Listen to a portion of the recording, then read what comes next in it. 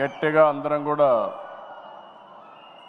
ఎన్టీఆర్ అంటే గట్టిగా మీరు అమర్హని గట్టిగా చెప్పాలి, రీసౌండ్ రావాలి. మీ నియోజకవర్గాల్లో కూడా ఈ శబ్దం వినిపించాలి. ఎన్టీఆర్,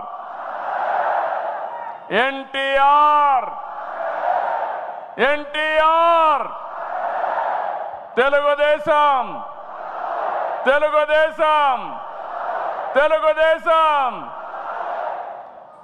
ఇప్పుడే మనం చూసాం, యుగ పురుషుడు మనల్ని ఆశీర్వదించడానికి స్వర్గం నుంచి దిగొచ్చి నిండు మనసుతో ఆశీర్వదించాడు. అది కూడా మీరు ఒకసారి చూస్తే, నేను ఐటీ మాట్లాడాను, అప్పుడు నమ్మలేదు. ఇప్పుడు ఎన్టీ రామారావు గారే వచ్చి మనల్ని దీవించారంటే అది ఆర్టిఫిషియల్ ఇంటెలిజెన్స్ అని చెప్పి కూడా నేను మీకు తెలియజేస్తున్నా.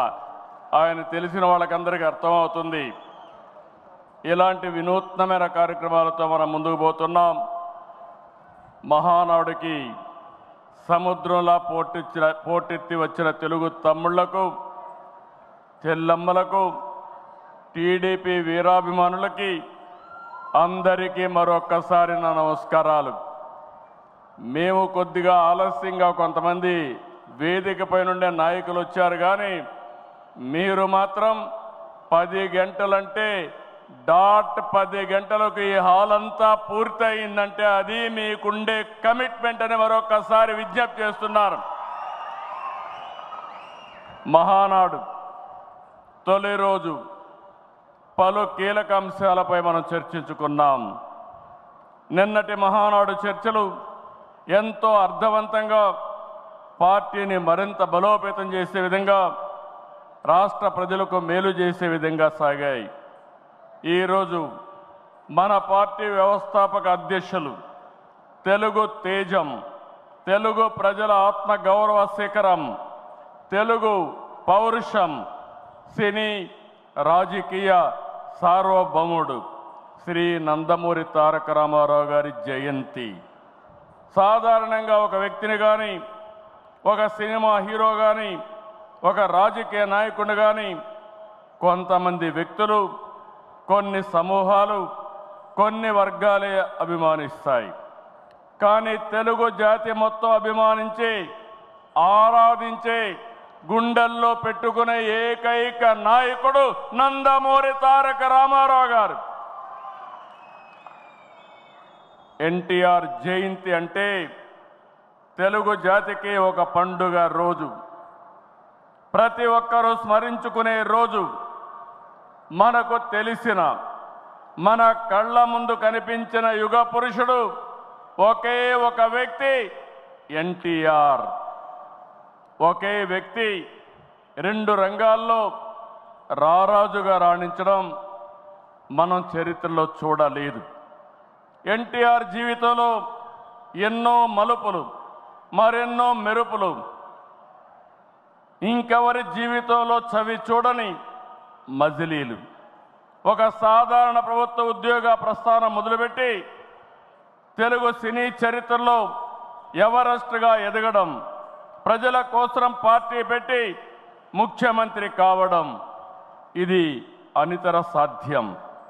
ఎన్టీఆర్ జీవితం పూల పాన్పు కాదు, నిరంతరం పోరాటాలతోనే ఎదిగారు. స్వీయ క్రమశిక్షణ, నీతి నిజాయితీ, పట్టుదల ఆయన ఆయుధాలు. పాలు అమ్ముతూ చదువుకున్న, ప్రభుత్వ ఉద్యోగం చేసిన, సినిమాల్లో నటించిన, రాజకీయాల్లో వచ్చిన, ఆత్మ గౌరవాన్ని, ఆత్మాభిమానాన్ని వీడని నాయకుడని చెప్పి కూడా నేను మీకు తెలియజేస్తున్నా. ఒక సామాన్య రైతు బిడ్డగా పుట్టి 33 ఏళ్ళు వెండి తెర జీవితంలో 13 సంవత్సరాలు రాజకీయ జీవితంలో అద్వితీయ చరిత్ర సృష్టించారు. అందుకే ఎన్టీఆర్ పేరు తలుచుకుంటే చాలు నరాల్లో ఉత్తేజం వస్తుంది. కొండనైనా ఢీకొట్టగలిగినమే ఆత్మవిశ్వాసం వస్తుంది, పట్టుదల వస్తుంది. ఆ పేరే 3 అక్షరాలు ఎన్టీఆర్ అని మరొక్కసారి తెలియజేస్తున్నా. ఎప్పుడైనా ఎన్టీఆర్ విగ్రహం ఆయన ఒక్కసారి చూసి ఆయన రూపాన్ని చూసి మీరు ఏ సంకల్పం చేసినా అది సాధించే శక్తి సామర్థ్యం మీకు వస్తుందని మరొక్కసారి విజ్ఞప్తి చేస్తున్నా. చైతన్య రథంపై తెలుగు రాష్ట్రాలతో తిరుగుతూ గర్జించారు. ఆయన ప్రసంగిస్తుంటే ఆకాశమే ఉరిమినట్లుండేది. పార్టీ పెట్టి 9 నెలల్లో ముఖ్యమంత్రి అయ్యి రికార్డు సృష్టించిన వ్యక్తి ప్రపంచంలో ఒక్క ఎన్టీఆర్ అని చెప్పి నేను మీకు తెలియజేస్తున్నా. ఎన్టీఆర్ అంటే పేదోడికి భరోసా, రైతులకు నేస్తం, తాడి పీడిత ప్రజలకు ధైర్యం, యువతకు భవిష్యత్తు, మహిళలకు అండ, కార్మికులకు అభయం. అన్ని వర్గాలు కీర్తించే ఏకైక నాయకుడు ఎన్టీఆర్. తనను వెండితెర విలవేల్పును చేసిన తెలుగు ప్రజల రుణం తీర్చుకోవడానికి ఆయన రాజకీయాల్లోకి వచ్చారు. అందుకే ఎంత కష్టమైనా వెనుకడుగేయలేదు. 60 సంవత్సరాల్లో రాజకీయాల్లోకి వచ్చి చరిత్ర సృష్టించిన వ్యక్తి. ప్రజలపై నుండే ప్రేమాభిమానాలు, అవినీతి రాజకీయాల్ని కడిగి పారేయాలనే పట్టుదల ఆయన రాజకీయాల్లోకి తీసుకొచ్చింది. సమాజమే దేవాలయం, ప్రజలే దేవుళ్ళు అనేది పార్టీ సిద్ధాంతంగా మార్చారు. అధికారం అంటే బాధ్యతని చాటి చెప్పారు. పదవంటే సేవ చేసే అవకాశమని నిరూపించారు. పాలకులంటే సేవకులని చెప్పి దేశ రాజకీయాల అర్థాన్నే మార్చిన ఏకైక నాయకుడు ఎన్టీ రామారావు. ఎన్టీఆర్ పార్టీ పెట్టి కూడు గూడు గుడ్డ తన విధానం అని చెప్పారు. పార్టీలో ఇల్లు, నాగలి, చక్రంతో తన ప్రాధాన్యతలు వివరించారు. 43 ఏళ్ళు ఎన్టీఆర్ రూపొందించిన పసుపు జెండా శాశ్వతంగా ఉంటుంది. తెలుగు జాతి ఉన్నంత వరకు ఎన్టీఆర్ గుర్తుంటారు. ఈ జెండా ప్రజలకు సేవ చేస్తుందని చెప్పి కూడా నేను మీకు తెలియజేస్తున్నా.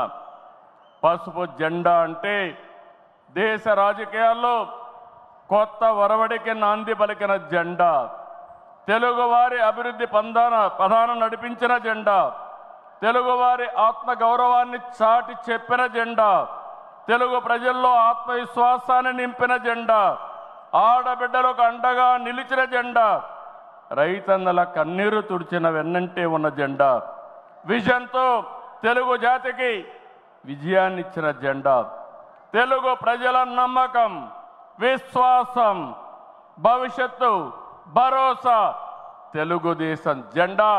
ఆ జెండా చూస్తూ ఉంటే ఎక్కడ లేని విశ్వాసం వస్తుంది. ఇది శాశ్వతంగా ప్రజలకు అండగా ఉంటుందని మరొక్కసారి ఎన్టీఆర్ సాక్షిగా మీ అందరికీ విజ్ఞప్తి చేస్తున్నాం. సంక్షేమం, అభివృద్ధి, సుపరిపాలనతో కొత్త వరడికి శ్రీకారం చుట్టిన వ్యక్తి ఎన్టీఆర్. పేదవాడికి పట్టెడన్నం పెట్టాలని 2 రూపాయల కేజీ బియ్యం, అందరికీ పక్కా ఇళ్ళు, బడుగులకు జనతా వస్త్రాలు అందించారు. వృద్ధాప్య పెన్షన్, 50 రూపాయలకే హార్స్ పవర్ విద్యుత్తు, గురుకుల పాఠశాలల ఏర్పాటు, పిల్లలకు మధ్యాహ్న భోజన పథకం, మహిళలకు ఆస్తి హక్కు, సాగునీటి ప్రాజెక్టుల నిర్మాణం, ఉద్యోగ కల్పన, పరిశ్రమల ఏర్పాటు, రోడ్ల నిర్మాణం. ఇలా సంక్షేమాన్ని, అభివృద్ధిని సమతుల్యం చేశారు. పటేల్ పట్వారీ వ్యవస్థ, సింగిల్ విండో విధానం, బీసీలకు, మహిళలకు స్థానిక సంస్థల్లో రిజర్వేషన్లు తీసుకొచ్చారు. రాజకీయాల్లో రాకమునిపే సేవాభావం ఉండే వ్యక్తి ఎన్టీ రామారావు గారు. 1952 సంవత్సరంలో రాయలసీమ కరువు వస్తే జోలి బట్టి డబ్బులు వసూలు చేసిన వ్యక్తి. 1962లో భారత చైనా మధ్య యుద్ధం వస్తే విరాళాలు సేకరించిన వ్యక్తి. 1965లో భారత్ పాకిస్తాన్ మధ్య యుద్ధం జరిగినప్పుడు 1972లో రాష్ట్రంలో కరువు వచ్చినప్పుడు 1977లో దివ్యసేన ఉప్పెన దివిసీమ ఉప్పెన మీరు చూస్తే వేలాది మంది చనిపోయారు. అలాంటి సమయంలో నేనుంటానని చెప్పి అండగా నిలిచిన వ్యక్తి నందమూరి తారక రామారావు గారని చెప్పి నేను మీకు తెలియజేస్తున్నా. మార్చి 29, 1982 తెలుగుదేశం పార్టీ ఏర్పడిన రోజు. నిన్న మార్చికి 43 సంవత్సరాలు. ఇప్పుడు మిమ్మల్ని చూస్తూ ఉంటే రోజు రోజుకు మీ ఆదరణ పెరుగుతూ ఉంది. 4 దశాబ్దాలైంది. ఎన్నో మైలురాళ్లు దాటాం, ఎన్నో విజయాలు, ఎన్నో అనుభవాలు.